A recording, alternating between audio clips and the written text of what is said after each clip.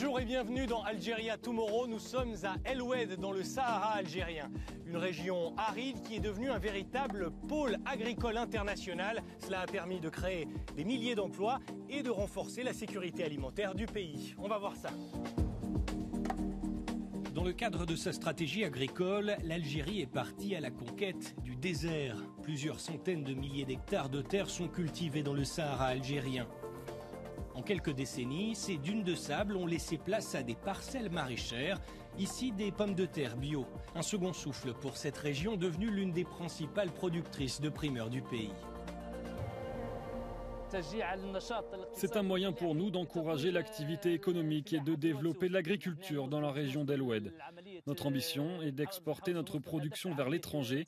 Je salue tous les agriculteurs qui, malgré ces conditions difficiles, ont réussi à fournir la meilleure production de pommes de terre du pays, un produit dont la qualité est reconnue mondialement. Le soleil toute l'année permet aux agriculteurs de produire à contre-saison et d'exporter des pommes de terre, mais aussi des tomates, des arachides ou des oignons. Ces pivots puisent l'eau dans la nappe phréatique et arrosent les parcelles bordées de branches de palmiers qui créent une sorte de microclimat. La quasi-totalité des exploitations sont des exploitations raccordées par l'électricité, c'est-à-dire sont des exploitations qui utilisent des techniques modernes et économisateurs d'eau pour la préservation de la nappe.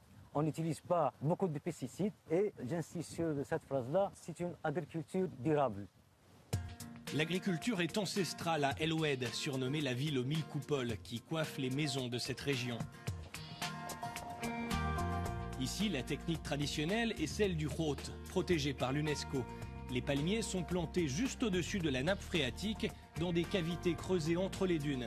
La récolte des dattes se fait à la force des bras. Le côté positif dans l'agriculture sahélienne, c'est toute l'année du soleil, on trouve moins de maladies. Les produits sahariens, c'est à 70%, c'est des produits bio. La phéniciculture a évolué en allant notamment chercher l'eau plus profonde. Les 35 000 palmiers dattiers et 25 000 oliviers de ce domaine sont irrigués au goutte à goutte grâce à des forages allant de 300 à 2000 mètres de profondeur sous le sable. Des technologies modernes sont aussi utilisées pour la pollinisation, la fertilisation et la récolte. Ces machines permettent aux ouvriers de traiter jusqu'à 80 arbres par jour avec plus de confort. Quand on est rapide, on gagne plus d'argent. Donc c'est exactement ce que la mécanisation a fait, et cela en gardant la durabilité de cette agriculture, en préservant l'oasis et l'écosystème oasien. Le domaine produit quelques 1800 tonnes de dattes par an. Leur traitement est fait sur place, dans l'usine de cette entreprise florissante qui emploie 350 permanents et 200 saisonniers.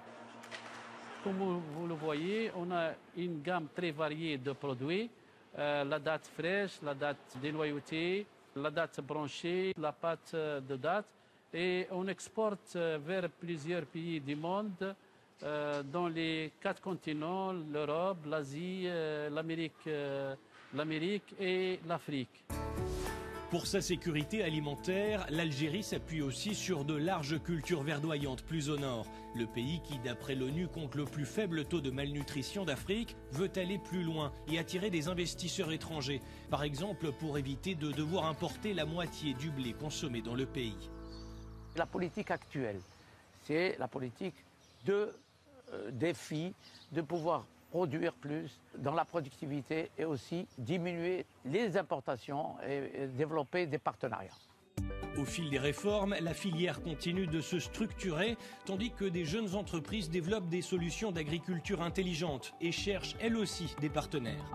Aujourd'hui, on a vraiment des start-upers algériens qui essaient d'innover, qui essaient de créer des applicatifs, des solutions de smart farming et autres. Mais on a un vrai challenge de les faire maturer à une étape commerciale beaucoup plus costaud pour aller développer un business. Ces nouvelles technologies seront notamment essentielles pour préserver les eaux souterraines et ainsi renforcer la durabilité de l'agriculture saharienne. Voilà.